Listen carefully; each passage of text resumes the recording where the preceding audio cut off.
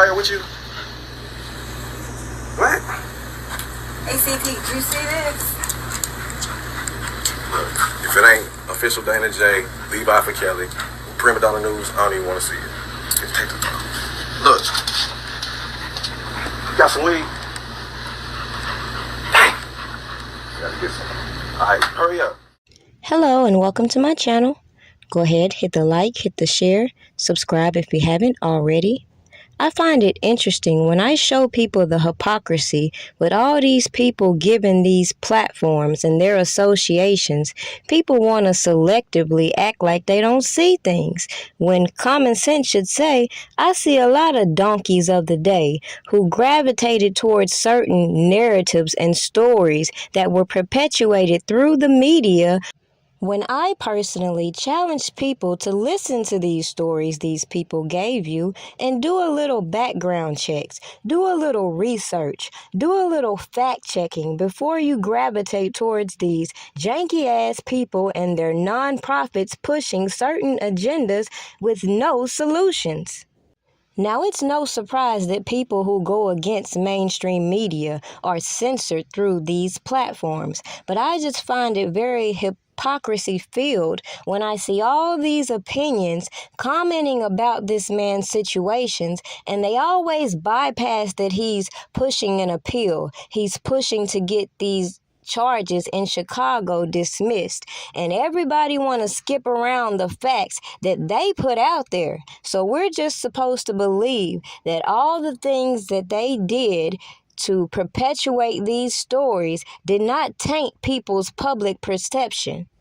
Are we going to keep allowing people's opinions and feelings keep us from talking about the fact that as a citizen, you have the right to be presumed innocent until a prosecution team proves your guilt? Yet when the community as a whole is okay with people turning a blind eye because they're emotionally triggered and disconnect from all the corruption we see on these platforms, including these janky-ass attorneys using these stories to get the bag. And then you got these over-opinionated personalities who have been convicted or pled out to lesser charges of contributing to the delinquency of minors, and everybody just skips around the fact that they're speaking on a topic such as RKelly when obviously they are no better if you believe the things coming out of their mouth. Apologizes to RKelly's alleged victims for his old tweets. So once again, a celebrity is being called to the carpet over statements from the past. This time, the radio host Charlamagne the God is the one in the crossfire. The Breakfast Club talking head faced criticism over the weekend when he appeared in the Surviving RKelly docuseries. Some viewers were bothered when Charlamagne was criticizing RKelly for sexual misconduct allegations when Charlamagne was accused of raping a 15-year-old girl in 2001. He eventually pleaded guilty of a lesser charge, which was contributing to the delinquency of a minor, and was sentenced to only 3 years of probation. Plus, old tweets surfaced of Charlamagne joking about the infamous 2002 child pornography tape involving RKelly and a supposed underage girl. One of those tweets from 2010 read, RKelly looks 20-something. The fountain of youth clearly can be found within the teenage vagina. Surviving RKelly executive producer Dream Hampton was questioned about including Charlamagne in the Lifetime documentary. The writer and filmmaker responded to the backlash on Twitter, saying, I'm just seeing Charlamagne's 2010 tweet tonight.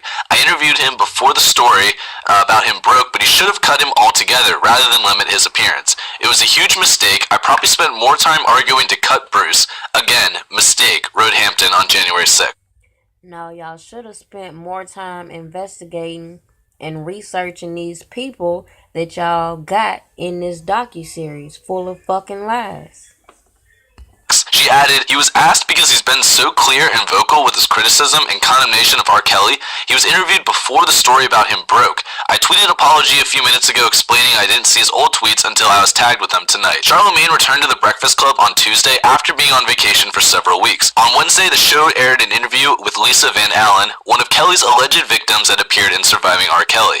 During the conversation with Van Allen, Charlemagne took time to apologize for the old tweets making fun of statutory rape. His acknowledgement of error was directed at all of the women accusing Kelly of sexual, mental, and physical abuse. He says, "I apologize for any jokes that I've made that may have upset you or any of the other victims. Honestly, none of us were thinking about that 10, 15 years ago. We were just thinking about clowning RKelly when we weren't thinking about the actual victims," he said.